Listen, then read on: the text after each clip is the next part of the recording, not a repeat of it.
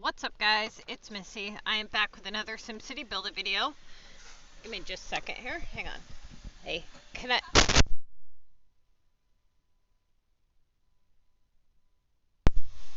Okay, so, let's see. Basically, we're going to be talking about some questions that a lot of you guys have, and honestly, some of these questions, they kind of make me laugh because, well, you'll see why. Okay, so first off, one of the questions that I get a lot, and it's usually worded pretty funny, and it's usually like, how do I get lots of simscash? I need it right now. It's like, oh, okay, dude, yeah, just hit this button and your game will just flow with it. Or they'll be like, you know, how do I find storage rares in mass quantities? Well, dude, come on. Out of 700 videos, if you don't think I've said it, in one of the 700 videos, there's no hidden secret. There's no imaginary button that you click and you get some obscene amount of simscash. You got to put in the damn work, sorry to say. So for those of you guys who, you know, just want it easy and handed to you, that's more of the hacked version of the game. You have to put in the work if you want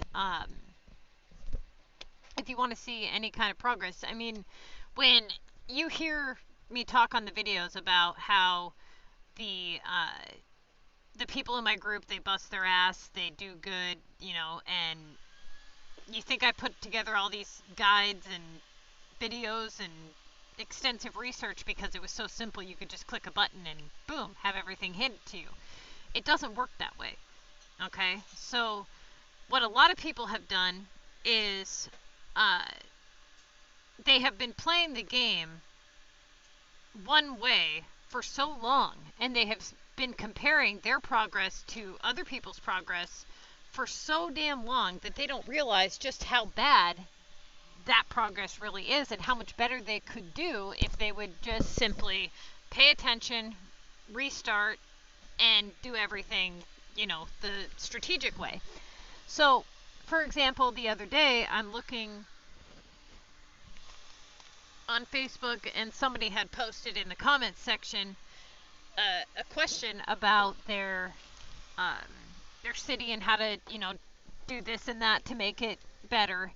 And the very first thing that I look at is city level, right? I look at the city level, the storage, if it has regionals unlocked, those types of things.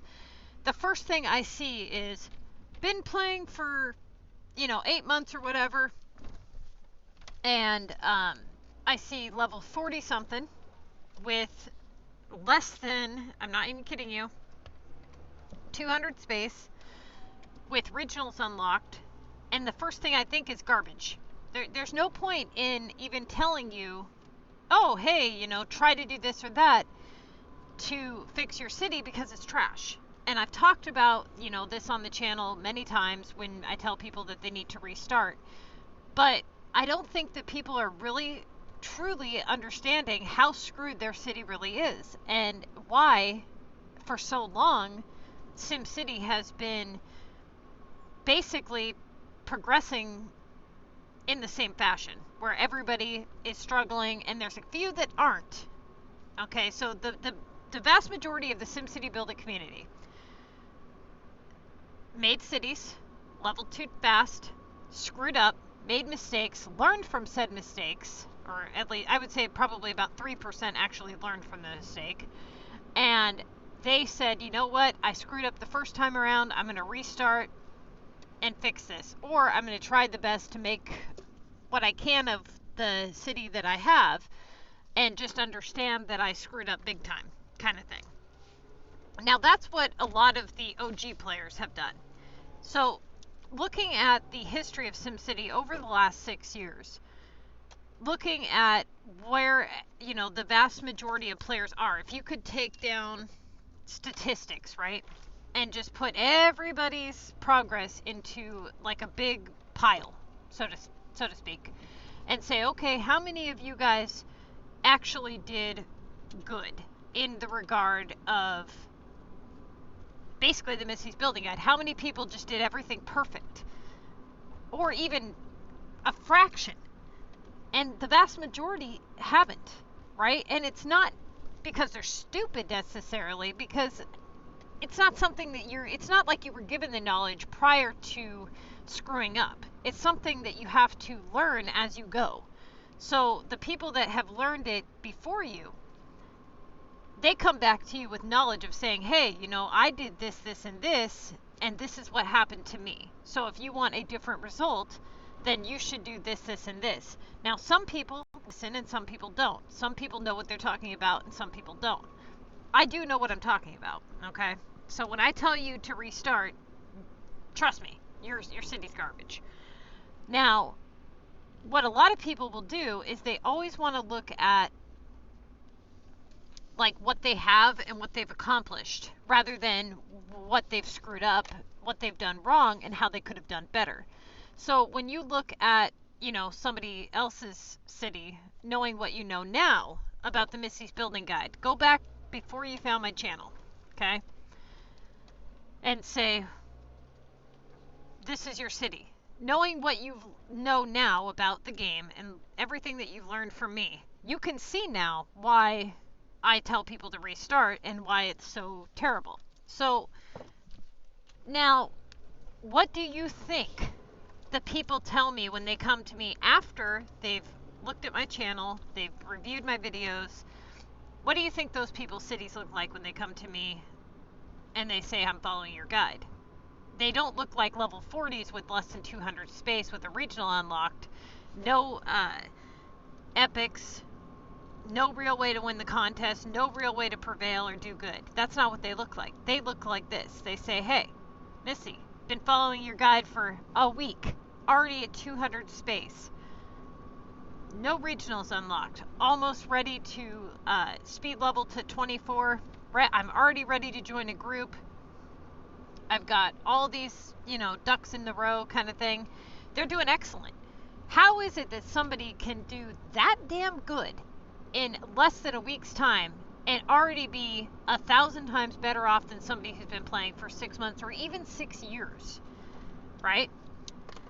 Now, that is because those mistakes that you guys have made have set you back pretty far. It's not just like a lot of people think, well, if I just put in extra work, my city can be what yours is. No, it can't, because you've skipped too many steps, right? It's not like you can just wave a magic wand and say, poof, you have magic max storage. And even then, okay, fine, you have max storage, now what? How are you going to win the contest? How are you going to prevail? How are you going to do better? Do you know how many rares you need to max your storage out? It's over 6,000, okay? You want to pay that in cash, real money? No. Now, once you get to the point where you have maxed everything out and you've done all of these things, then what? How do you prevail and do better, And that ultimately is what my channel is promoting, is to go back to the beginning before everything was all screwed up and see how good you can do if you don't follow the beaten path of mistakes. The developers know you're going to make those mistakes. They know if they don't tell people to not level up past a certain point that they're going to be screwed. They know damn well that a lot of people aren't going to be capable of figuring out their whole system with the contest of mayors and everything. Look how many people play this game. And, there are people out there that do understand their mistakes and they play really, really, really well. But how many of those few people share that knowledge? They don't, because they don't want to share that knowledge, because they know if they share that knowledge, other people are going to do good, and that's going to mean that they'll have to do better than good. So it's really just out of selfishness. They want to keep all the good for them and not share anything with anybody else. Like, oh God, don't tell everybody, then everybody will do it, and then nothing will matter. Well, no, not necessarily, because here's the thing. Somebody had addressed me and they had said, well, you're going to, with your videos, people are going to know how to get rares, and then it'll make it harder for me to get rares. Actually, no. If you really look at it and say it like, look at it like this. When you see rares on the global market now, they're already hard to get anyways. They're already gone in seconds anyways. It's not like they're out there all day long and you can find them, and by my videos you're not going to be able to find them anymore. That's not what's going on. In fact, with my videos, it'll probably make it to where rares are less rare in the future, because instead of, you know, I would say 98% or more of the SimCity Buildit population never being able to max out, everybody's always in constant need of rares. So if you can get it to where people don't need them, if you can make it to where the demand is lower, then the supply will rise. So if everybody's maxing out, the demand lessens, which makes the rares less rare because they're less demanded, right? Now, when you look at the fact that one player can max out their storage in 3 months' time, if they follow the Missy's Building Guide, versus players who've been playing for 6 years and are lucky to hit, let's say, 200 or 300 storage, or 4 or 5, or whatever it is that they've done. Now, almost everybody in my group is maxed out on land, and I would say close to 70% of my club or more is maxed out on storage. That being said, these are all people who aren't taking from that supply anymore. So what do you think is going to happen when the vast majority of people don't need the rares as much as they did before? It's going to make it easier for you guys to be able to max out your storage, to be able to get things done so that you can focus on other aspects of the game. What does this mean in terms of developers? Well, it means that they're going to have to eventually, what they would have to do is they would have to pick up the pace and make their product better. Because right now, this game, in my opinion, okay, of course, my opinion, a lot of the money, I would say, that gets spent on this game is more for consistent gameplay. You know, like, people are spending money on the stuff that's within the game, like storage rares and, you know, like finishing an item for the contest or whatever it is, piggy banks to do a stupid assignment, you know, just dumb stuff, rather than content. So the developers are able to basically sit back with their feet up on a desk, and people just keep paying for these imaginary things, you know, like, okay, war stuff.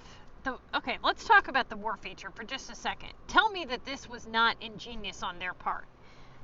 They basically, before the war had been introduced to SimCity, they basically had a system where, you know, people earned their buildings, they earned their rares and stuff from the contest of mayors. But there was no mayor's pass, right? So imagine the game without the mayor's pass, for those of you guys who haven't been playing very long. It sucked. We never really got much of anything. So then you have to take into consideration the war feature. Now, the war feature used to give you personal chests based on whatever your score was. It didn't used to have a VU pass, which, honestly, they both suck. The VU pass and the personal rewards. But when you look at this aspect of the game, look at storage. Storage is there so that you can hold items so that you can do better in the game and things like that. What is this here for? What is the war feature here for? What was the game's intended purpose with this? Well, they basically successfully made it to where now, instead of you focusing on things that can benefit your city, now you're focusing on being entertained by blowing up all of your money. That's all you're doing, right? You're taking your hard-made items or hard-worked items, or however you want to make it out to be. You're taking your coins, you're taking basically all of your time, ultimately, because everything comes down to time in this game, and you are turning it into war items, right? You're repairing to get the war items, you're doing deliveries to get the war items. Then you take all that time and coin and product, and you smash it into a war item, right? You make it into a war item.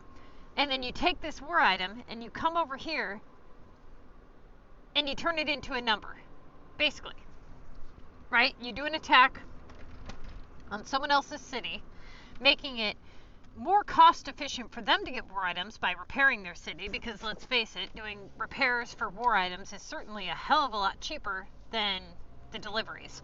So you took your hard-earned money and made it easier for them to get money by hitting their city. So you were given a number, and that number represents points that go towards this. So you turned all that into currency, points, that go towards this, right? Now, what are you gaining from this that's benefiting your city? Not a damn thing. Not one damn thing, okay? You're getting nothing, basically. You're getting more war stuff to get more war points, to get more rewards, to do more war. It's an inevitable cycle of destruction, essentially. You're basically, you might as well take your money and just burn it. Truthfully, that's really all you're doing. Now, what other ways does the war benefit you in the game? The only other thing that you do with those war points, right, is you get war cards. And those cards are what you save up so that when you play the Contest of Mayors and you get that 3,000 point war assignment, you can actually do it. That is the only real benefit to playing war, is whatever you gain from the Contest of Mayors. But so many people are competitive and they don't see what's going on beyond what it is that they're doing. So it's like looking at your perspective of entertainment or beneficial. Are you playing war for pure entertainment for yourself, or are you doing it to benefit? Because if you're doing it to benefit, you're not benefiting anything. The only way you play war and benefit is if you play war specifically for the contest. You know, only attacking when you have an assignment for it, or, you know, adding up a ton of points so that you can stack up those cards so you can do those assignments in comp so that you can benefit and get those cash rewards and those platinum keys, right? All of this stuff has to, you know, take place in order for you to be successful. So when people come to you and they say, hey, how do you just get easy simscash? If it was that easy, everybody would just easily do it, right? The game wouldn't be sitting there saying, hey, pay me, if it was just easy. Why would anybody pay? Of course they're not going to make it easy. Why would they make it easy for you to obtain cash when they want you to pay for it? They're not going to. They're going to make it possible, but they're going to make it difficult. And, you know, that's just how it is when you have a game and people want to make money. I totally understand that. And to be quite honest with you, so many people buy this shit, I don't see why they wouldn't. When so many people sit there and buy those stupid war bundle packs, I mean, dude, those things are like $100, some of them. I was reading on Facebook, some dude was spending like $800 a week on war bundle packs. Why would they do better when, look at this shit. Look at what people are spending money on. If you want better content, stop spending money on the garbage that they're giving you and demand better content, you know? That's what all I'm saying, is that the content needs to get better, because right now what this game has done is it's basically taken a nosedive into this repetitive process where the developer's like, fuck it, why give them anything new? They're paying for the old shit for 6 damn years. I mean, seriously, you know, this game honestly is pretty popular. It really is, for a building game, and it is pretty decent. If they could make the content better and take some of the stuff that is a little quirky about the game that, you know, we've discussed on the channel, they could make it a million times better. So for those of you guys who just want simple, easy answers to your problems, sorry to say, but it doesn't work that way. If you want to earn your Sims cash, your coins, and all that, you've got to put in the damn work. You know what I'm saying? You can't just, oh, look, it just rained SimsCash on my lap. Wouldn't that be nice? You know? So, all the people out there that are just, oh, how do I do this? Super easy. How do you get SimsCash? Well, you can either pay for it, you can earn it through the contest of mayors, which you're going to have to spend some to get some kind of thing. Or, you know, there's little things that you can do. It adds up here and there. You know, gift boxes, video ads, those are just little chump change, like $5 here, $7 there. Then you've got your daily SimsCash if you were to purchase the $20 bundle. Or you've got, you know, the side passes. You get some cash there. Then you have to take into consideration that you do get some cash in the legendary chest, which makes a huge difference. Same with gold tickets and rares, which you also get from the legendary chest. Having a good club is essential, right? It helps you in the regard of, you know, you can't always hold every item, and you never know what you're going to need, so you try to, you know, be as prepared as possible, but you can't always be as prepared as you'd like to be, so you go to your club members for help, right? Now, everybody contributing to one place stacks up rewards that everybody benefits from. So when you're in a bad club and you're not benefiting, you're not, all of your work isn't basically paying off. So like, for example, if you look at the group chest, okay, the legendary chest is 120 cash, 4 gold tickets, and 15 rare items. Then you have this one. This is only 50 cash. So you get 70 more cash from other people doing their part. Now, as you can see, we hit legendary every week, right? Now, for the most part, everybody's putting up quite a bit of points here, right? Now, if you have a group where you're the only person that's doing the vast majority of work, you're putting in the work, but you're not getting the benefits that you should be getting because you're in with people that, quite frankly, aren't pulling their weight. You know what I'm saying? And there are lots of groups out there that are casual like that, but what I'm saying is if you are wanting to be productive, to get things done, you have to find a good club. If you can't find one, make one, you know, and it's going to take some work. But if you put up an ad on Facebook that you're looking for a good club, and then you say, you know, what things you're looking for, usually you'll get responses. People will, you know, tell you, oh, join this, join that. Or people get stuck in clubs. They get comfortable. They like one or two of the people, and they just sit there. Don't do that. It's not, it's really not worth it. If those couple of people are, you know, that likable, take them with you. Just be like, look, man, this club is dead. I'm going to go make one. These are going to be the rules. If anybody would like to go with me, they can. But don't try to rifle through, you know, don't take people's members if it's an active club. That's just rude.